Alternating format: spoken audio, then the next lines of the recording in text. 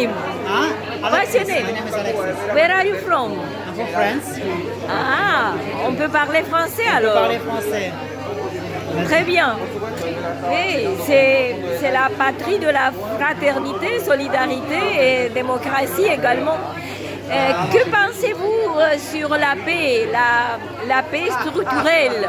Quelle est la paix structurelle? Quelle est la liaison entre la paix structurelle et la démocratie directe? Alors, j'avoue que je ne connais pas le concept de paix structurelle. Donc, oui. vous pouvez me l'expliquer. Oui, la paix structurelle, ça veut dire que la structure va créer la paix, une structure non oppressive, parce que la paix signifie aussi la paix de l'âme, la paix de l'âme qui donne la santé. Quand la société est oppressive, on n'a pas de la paix. Hein? La paix n'est pas opposable seulement à la guerre. Moi, je suis convaincu, ayant vécu dans un pays en guerre, je suis convaincu que la paix ne dépend pas seulement de la structure, ou la paix ne dépend pas seulement d'une seule personne. Je pense que la paix est un chemin pour lequel il faut arriver d'une situation donnée. Et la situation donnée peut être la guerre. Et donc dans une guerre, il y a un agresseur et un agressé. Et donc quand le droit international est du côté de l'agressé, ce qui est la plupart du temps le cas, on doit soutenir l'agressé par toutes ses forces pour qu'il puisse défaire l'agresseur, et c'est ainsi qu'adviendra la paix. Et derrière, il faut créer les conditions pour que cette paix soit durable. Et pour cela, je pense qu'il faut réunir les questions structurelles, donc institutionnelles, constitutionnelles, le droit international, et potentiellement d'une période de transition, et des conditions individuelles pour que les gens ne soient plus dans un esprit de guerre, ne soient pas dans un esprit de conquête ou impérialiste, mais soient dans un esprit de coopération. Et donc pour cela, il faut leur montrer ce qu'ils y gagnent, il faut les impliquer. C'est là où on peut parler de démocratie participative, puisqu'on peut les impliquer au quotidien, par la démocratie participative, à travailler ensemble, y compris à travailler entre plusieurs pays ensemble. C'est ça, je pense, être la possibilité pour aller vers une paix en partant d'une situation de guerre. Merci. D'accord, mais c'est magnifique, c'est génial, tout ce que vous avez dit. Hein, ouais. Et quelle est votre profession? Moi, je suis directeur d'une organisation qui utilise la technologie pour renforcer la démocratie. Oh, c'est magnifique. Avez-vous une carte de visite? Une carte de visite. Ouais. Voilà. Je me coupe de la paix durable, la paix structurelle. C'est mon âme sur la terre, ma mission sur la terre qui provient de mon nom. Ensemble d'imaginer un nouveau modèle sociétal qui sécrète la paix structurelle, la paix durable. Et la démocratie directe est un moyen, est un instrument pour, excusez-moi. Mais c'est pas le seul. Oui. Je pense qu'il y a plusieurs beaucoup de conditions à réunir, parce que je suis persuadé que seule la structure ne peut pas assurer la paix. Parce que si dans une structure, il y a des volontés individuelles d'une organisation, des volontés par exemple de territoire, des conquêtes, des volontés impérialistes ou des volontés de revanche, ça peut être aussi des volontés de revanche. Tout à fait. International, alors la structure ne préservera pas la paix.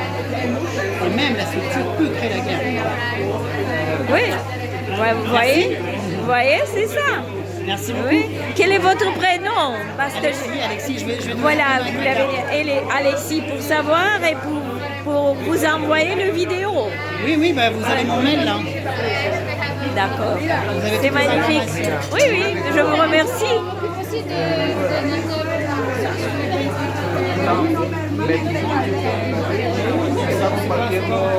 Excusez-moi, hein, vous êtes de quel pays? J'habite à Genève, en Suisse. Ah, c'est magnifique. Je fais mes études aussi à Paris et en Suisse aussi. Je fais des études des leaders à Landeck en Suisse et à Paris à l'INALCO. J'ai fait des études de relations internationales et les langues orientales. Voilà. Ouais. Oui, les langues orientales. Oui, je fais de l'hindi.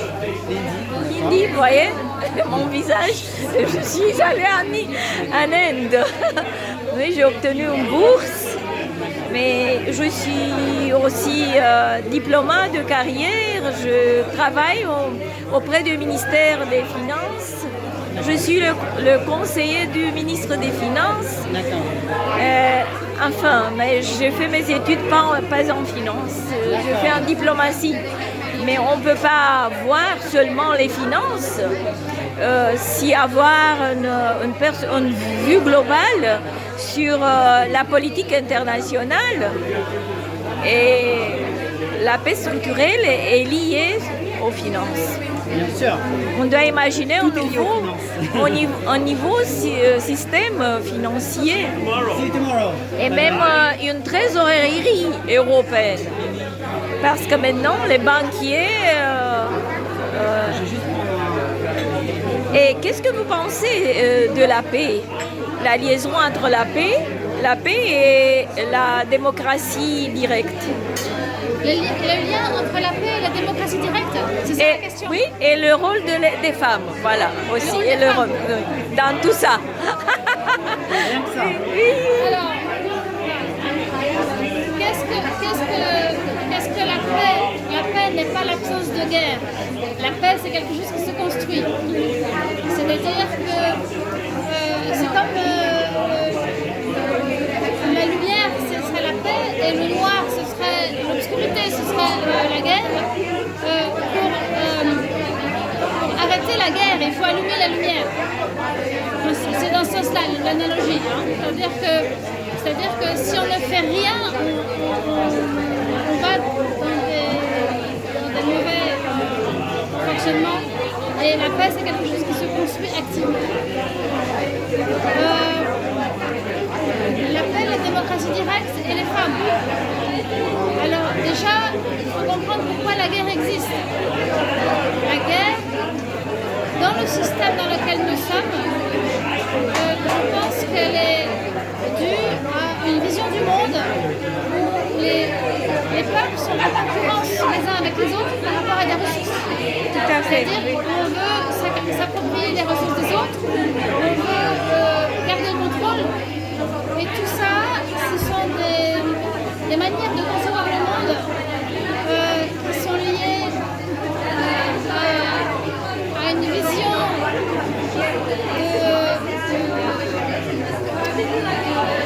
de limitation des ressources où il faut être en conflit les uns avec les autres. Et ça, c'est très masculin. Les femmes,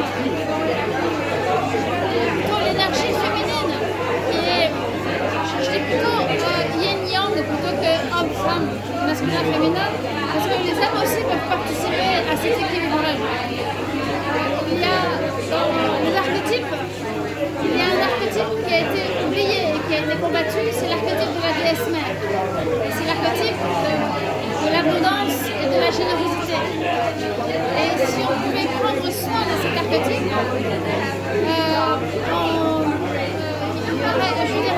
les guerres ne sont pas si vraies parce qu'il y aura plus cette conflictualité sur les ressources.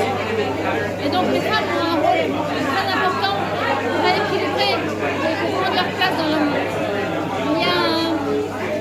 Il y a un ensemble de 6 peuples autochtones qui sont, leur territoire est à cheval entre le Canada et les États-Unis. Et dans leur tradition, ce sont les femmes qui sont les gardiennes de la Terre, de la planète Terre. Et donc les hommes sont les chefs, mais les femmes sont les gardiennes de la Terre. Et ce sont les femmes qui ont le pouvoir d'élire les chefs et de les destituer s'ils ne se montrent pas dignes. Et donc, voilà, c'est cet attachement à la terre, à la générosité, à l'abondance, au partage, qui sont en fait, des solutions de paix. Et alors là, le lien avec la démocratie, c'est que moi je considère la démocratie comme l'autodétermination politique des peuples. Et l'autodétermination, ça se définit par 3 mots-clés. Choix, conséquences, ressources. S'autodéterminer, c'est pouvoir faire des choix pour soi-même, en ayant conscience des conséquences des choix que l'on fait, et en ayant les ressources pour prendre ces choix et pour en assumer les conséquences.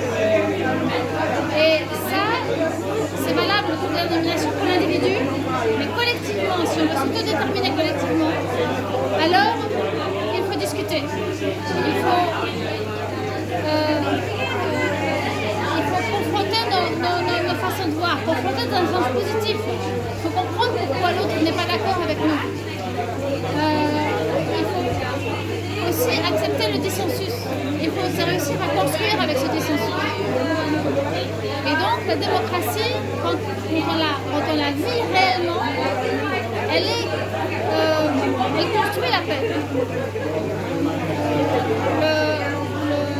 La guerre, c'est quand des pouvoirs essaient de prendre la main sur d'autres pouvoirs. Mais c'est l'absence de démocratie. La démocratie participative, c'est que chacun a son mot à dire. C'est que chacun a droit au chapitre et ne peut pas être pris en otage par les intérêts de puissants qui disent oh ben, nous on veut ça, donc on prend et donc on fait la guerre et donc on envoie les gens, etc. Donc plus il y a de démocratie participative et plus les femmes reprennent le pouvoir et moins il y aura de guerre. Je pense, c'est comme ça que j'articule les 3 choses. Tout à fait. Et pour avoir la paix structurelle ou durable, il est nécessaire d'avoir, vous pensez que c'est nécessaire d'avoir la démocratie directe ou pas? La démocratie directe, c'est-à-dire la capacité à délibérer et à s'entendre dans les désaccords et à faire vivre nos différences ensemble, c'est ça qui construit la paix. Donc la démocratie directe implique la délibération. Oui. Parce que la démocratie, pour moi, c'est pas mettre un bulletin dans l'urne. Répondre à une question par oui ou par non, alors qu'on n'a même pas choisi la question, ça vaut rien, c'est pas intéressant. Oui. Pour moi, la démocratie, c'est de discuter ensemble, c'est de délibérer. Et c'est à travers de la discussion que là, on peut construire la paix. Donc, c'est pas directement la démocratie directe, c'est de la manière comment on fait la démocratie directe qui construit la paix. Oui, oui, oui. J'ai compris. C'est magnifique. Donc, votre prénom, il est disparu, Sophie. Ah, c'est la sagesse, Sophie. Oui, vous avez une carte de visite pour vous envoyer votre vidéo. Je m'appelle Salomé. En traduction, c'est la paix. D'accord. Et c'est pour ça que je vous ai demandé. Est-ce que vous êtes d'accord de mettre votre vidéo sur mon groupe Envoyez-moi d'abord et puis on verra parce que... Ouais. Vous m'écrivez d'abord et puis on verra. D'accord. Oui. Je vous remercie. Merci.